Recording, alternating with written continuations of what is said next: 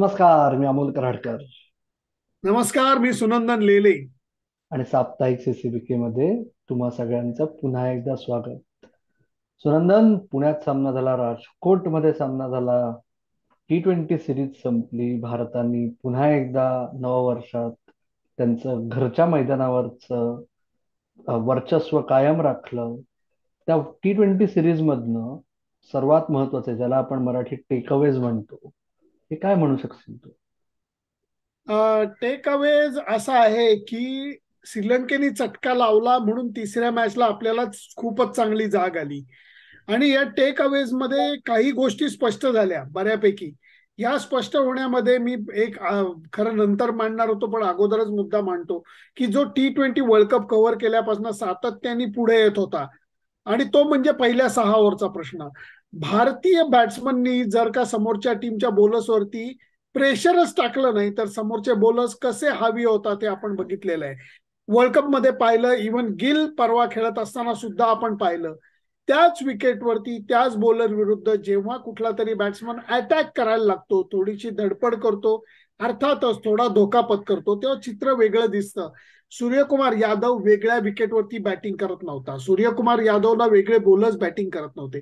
Suryakumar यादवसाठी boundary छोटी नव्हती. Suryakumar यादवसाठी field arrangement वेगळी नव्हती.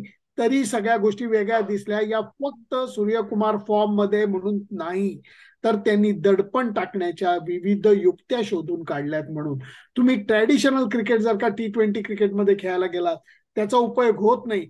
मी म्हणेन की राहुल त्रिपाठीने रिस्क घेतली, परंतु त्या रिस्कचा परिणाम असा झाला की 16 बॉलमध्ये 35 धावा केल्याने 6 ओव्हरमध्ये तुम्हाला 50चा टप्पा ओलांडता आला.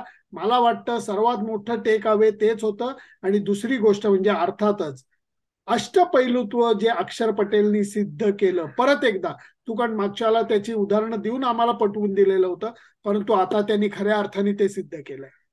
अक्षर पटेलचा गुजरातचा फेमस टीममेट, जो वन डे क्रिकेटमध्ये ज्याचं पुनरागमन अपेक्षित होतं, त्याच्या बाबतीत आत्ता आपण रेकॉर्ड करायला जस्ट आधी अपडेट आली आहे की जसप्रीत बुमराह गुवाहाटीला जाणार नाहीये. जसप्रीत बुमराहची जी घाईघाईत पुनरागमन होणार होतं, ते परत पुढे ढकललं गेलेलं आहे. तो अजूनही मॅच फिट नाही असं एनसीएचं म्हणणं आहे. आणि त्याच्यामुळे नवीन वर्षात काही गोष्टी पुन्हा पहिल्यासारख्याच झाल्या आहेत. हे जे इंजुरी मॅनेजमेंट वाला प्रकार आहे सुनंदन, आयडियली जसप्रीत बुमराहला डायरेक्ट भारतीय संघात वर्णी लावायच्या आधी एक मॅच रणजी ट्रॉफीमध्ये फिटनेस प्रूव्ह करणं अत्यावश्यक होतं, बरोबर?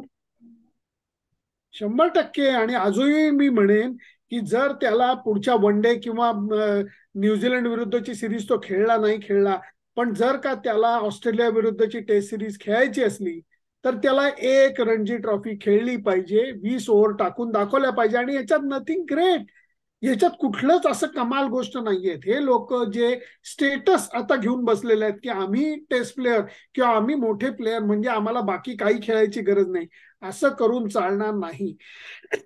तुम्ही बाकी खेळाडूंचं पाहिलं, जयदेव उनाडकर लगेच तो पोरगा गेला, आणि नुसता गेला नाही, त्यांनी सौराष्ट्रासाठी काही कामगिरी करून दाखवली. या गोष्टी या प्लेयर्सनी शिकल्या पाहिजेत, घेतल्या पाहिजेत. आणि यांचे काही प्रमाणात जे लाड आहेत, काही जे प्रमाणात त्यांना लिवे दिलं जातं की अरे बापरे, हा अत्यंत मौल्यवान एखादी माझ्याकडची गोष्ट आहे, त्याला टच नाही केला पाहिजे, असं करून चालणार नाही. हा खेळ आहे, खेळापेक्षा कुणी मोठा नसतो. त्यामुळे पुनरागमन करायचं असलं तर तुम्हाला मॅच फिटनेस हा प्रूव्ह करायलाच पाहिजे. अरे पण सुनंदन, आपण म्हणतोय जसप्रीत बुमराह सारख्या स्टार खेळाडूंनी रणजी ट्रॉफी खेळणं आवश्यक आहे. बीसीसीआयने तो जो एक फार्स केला रिव्ह्यू कमिटीचा, पुन्हा एकदा सांगतो, फार्स. त्याच्यानंतर जे स्टेटमेंट इश्यू केलं, त्याच्यात त्यांनी म्हणलं होतं की अपकमिंग खेळाडूंना डोमेस्टिक क्रिकेट शक्य तेवढं खेळणं हे ऍडवायझेबल आहे. म्हणजे याचा अर्थ, तुम्ही व्यत्यास, याचा ज्याला आपण मराठीत काय म्हणतो, कॉन्व्हर्स, तो काय असं म्हणायचा की म्हणजे एस्टॅब्लिश खेळाडूंना डोमेस्टिक क्रिकेटमध्ये खेळणंच अलाउड नाहीये? म्हणजे याला काही अर्थ आहे गरज का? नाही त्याची हो. म्हणजे हे नाही परत नाही, हे एकदा हॉरिबल आहे. त्याच्यावरून. आणि त्याच्यामुळे मला आता असं वाटतंय की एकीकडे बीसीसीआय मध्ये पण चर्चा चालली आहे, एनसीए मध्ये चर्चा चालली आहे की वर्ल्ड कपचं वर्ष आहे, बुमराला त्याची पाठ अर्थात काळजी घ्यायची गरज आहेच आहे, पण बुमराला वर्ल्ड कप वर लक्ष ठेवून ऑस्ट्रेलियाची टेस्ट सिरीज खेळवावी की नाही. तर मुद्दा असा आहे, ऑस्ट्रेलियाची टेस्ट सिरीज जास्त महत्वाची आहे वर्ल्ड टेस्ट चॅम्पियनशिपला पोहोचणं, आणि वर्ल्ड कप जास्त महत्वाचं आहे का ते मध्ये 2 दिवस जे एप्रिल मे महिन्यात असतं ते जास्त महत्वाचं आहे? म्हणजे ह्याच्यात ही चर्चा व्हायचं काय कारण आहे आजच्या काळात? खरं तर या सगळ्या गोष्टी तुम्ही इतक्या लांब ठेवल्या पाहिजेत की तुम्ही प्लॅन करता अगदी की ह्या खेळाडूला आम्ही घेणार आणि खेळणार. जर का तुम्ही आयपीएलच्या अगोदर त्या खेळाडूला इजा झाली तर तुम्ही काय करणार? असं करून खरंच चालत नाही. रोहित शर्माचं टेस्ट डेब्यू व्हायच्या दिवशी वॉर्मिंग अपला त्याला दुखापत झालेली आहे आणि त्याचा टेस्ट डेब्यू कित्येक वर्षांनी लांबलाय. क्रिकेट अशा गोष्टी जर तर मध्ये करून चालत नाही. जो भी है बस यही एक पल है, या पद्धतीने विचार केलेला बरा असतो, असा माझा एक मित्र महेंद्रसिंग धोनी म्हणून नेहमी म्हणतो. त्या दृष्टीने विचार करायला पाहिजे. मान्य आहे की वर्ल्ड कप आहे, हे आहे ते, परंतु कमीत कमी 2 टेस्ट मॅच, कमीत कमी 2 या त्याला ऑस्ट्रेलिया विरुद्ध खेळायला लागतील. मी म्हणतो वर्ल्ड टेस्ट चॅम्पियनशिप लांब ठेवा. ऑस्ट्रेलियन टीम एक संपूर्ण विचारानिशी, ताकदीनिशी आणि प्लॅनिंगनिशी भारतात येत आहे आणि ते भारतात हरवायलाच येत आहेत. तुफान फॉर्म मधली ऑस्ट्रेलियन टीम येते. त्यांना टक्कर द्यायची असली तर तुमचे सुद्धा चांगले खेळाडू उपलब्ध व्हायला पाहिजे. भले तुम्ही हे म्हणू शकता की आम्ही 2 टेस्ट मॅच ह्याला खेळू, 2 टेस्ट मॅच त्याला खेळू, हरकत नाही, परंतु त्या प्लॅन मध्ये सुसूत्रता पाहिजे. आणि त्याच्यामध्ये आता आयपीएल जवळ आली म्हणून याला खेळवायला नको, आता आयपीएल जवळ आली म्हणून त्याला खेळवायला नको, हे सांगून ऍक्च्युली तुम्ही वर्ल्ड कपच्या चान्सेस वरती तुम्ही त्याचा घाला घालताय. ही गोष्ट बरोबर नाही. जो खेळाडू टॉप फिटनेस मध्ये आहे त्याला टेस्ट क्रिकेट खेळलं पाहिजे, कारण टेस्ट क्रिकेटला प्राधान्य आहे असं तुम्हीच म्हणता.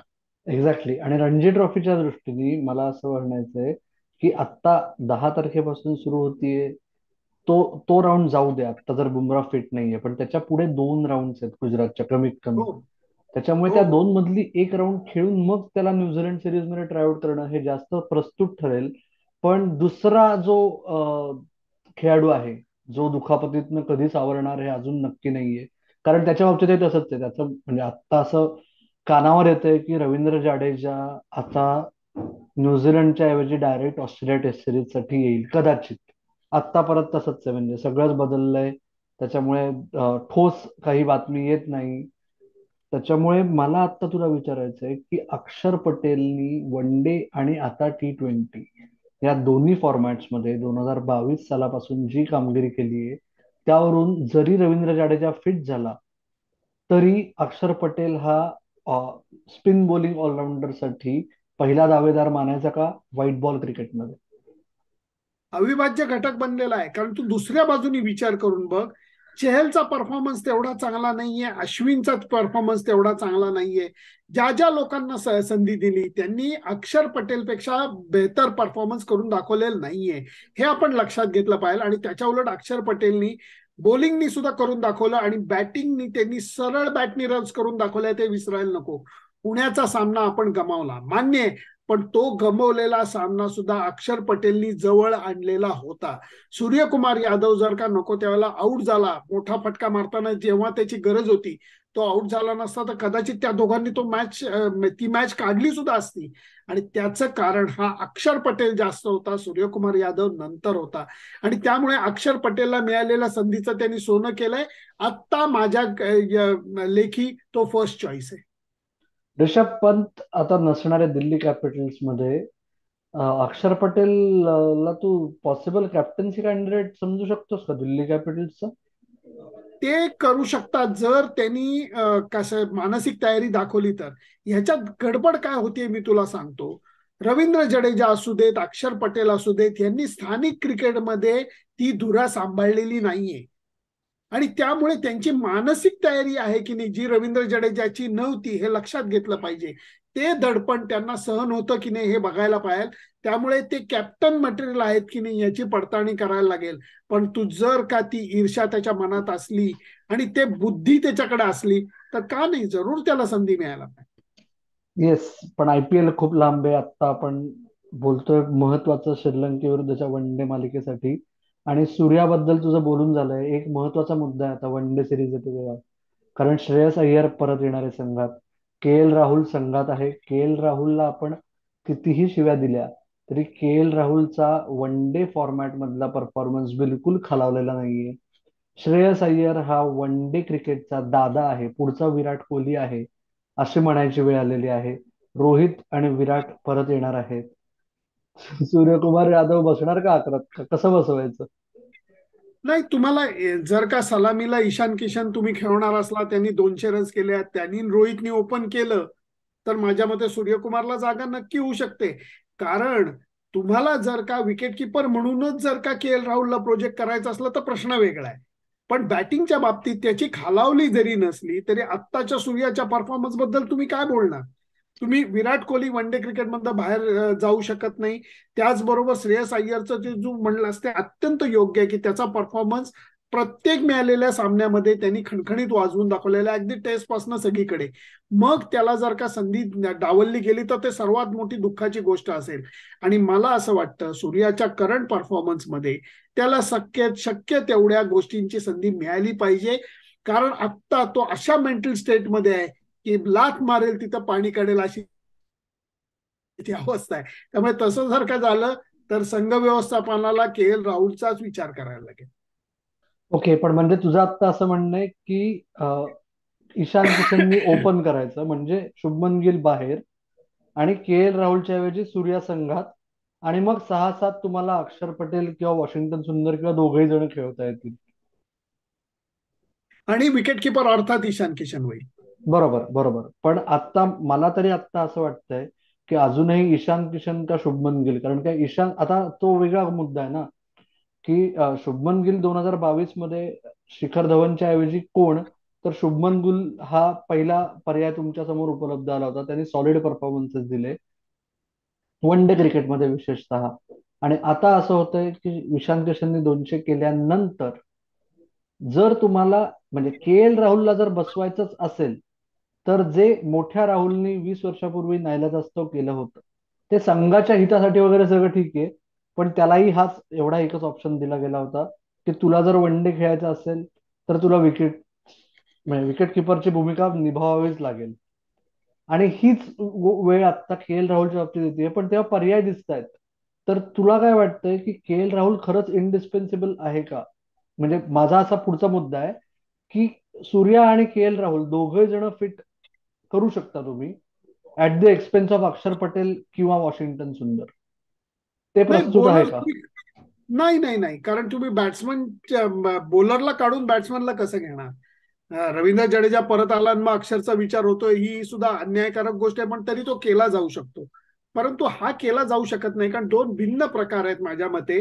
कारण यांचं त्यांचं क्लॅश होणारच नाही. सूर्यकुमार यादवला जर का खेळवायचं असलं तर बॅट्समनलाच काढायला लागेल, आणि तुम्ही विकेट किपर म्हणून त्याचा जो विचार करताय, तू अत्यंत योग्य मुद्दा उचललास. मित्र, आत्ताच्या घडीला रिषभ पंत जरी फिट झालेला नसला तरी तुमच्याकडे बॅटिंग ऑलराऊंडर विकेट किपर असे ऑप्शन भरपूर आहेत. त्यामुळे त्याचा विचार करूनच तुम्हाला जायला लागेल. ईशान किशनला विकेट किपिंग करायला काही प्रॉब्लेम नाही, ओपन करायला काही प्रॉब्लेम नाही. त्यामुळे तुम्ही के एल राहुलला त्या स्लॉटमध्ये घुसवून प्रयत्न तो करत बसलात तर मला वाटतं मग इतरांची संधी मिळण्याचा जो प्रमाण आहे ते झपाट्याने कमी होईल आणि त्या आत्ता योग्य ठरणार नाही. राईट. आणि शेवटचा मुद्दा मला तुला विचारायचा आहे की श्रीलंका वन डे सिरीजसाठी भारताचं प्रेडिक्शन तू मला सांग. आपण नेहमीप्रमाणे प्रेडिक्शनचा गेम खेळू आणि थांबू, आता खूप वेळ झालाय. नाही, मला वाटतं T20 क्रिकेट प्रकारामध्ये जरा जास्त श्रीलंका धोकादायक वाटली होती मला.